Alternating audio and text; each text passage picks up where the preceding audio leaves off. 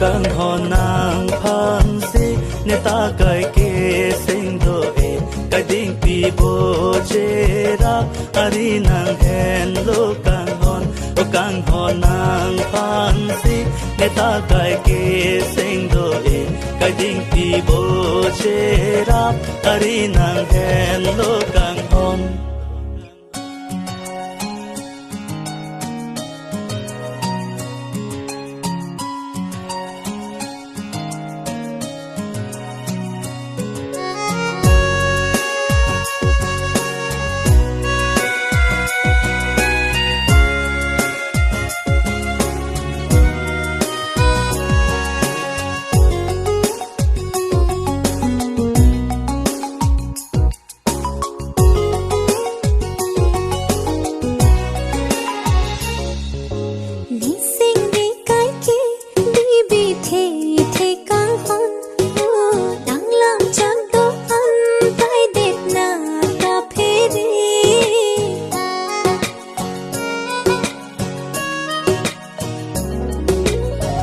An là nắng sinh chế pa vì nàng nghe càng hòn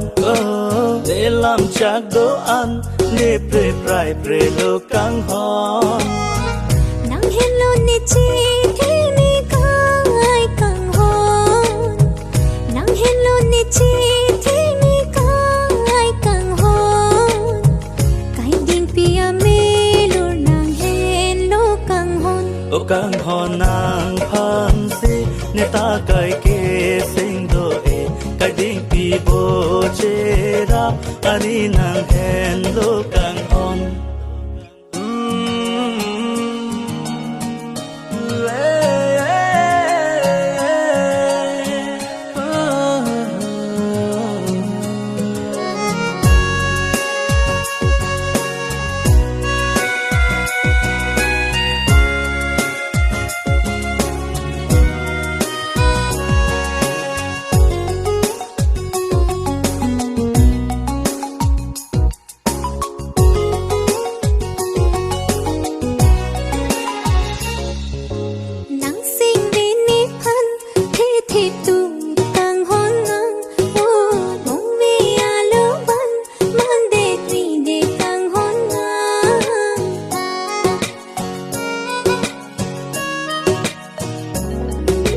cái la pena por lar bom dam bom ji bom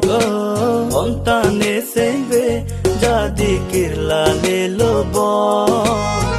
nang joy ne si som ne so apir the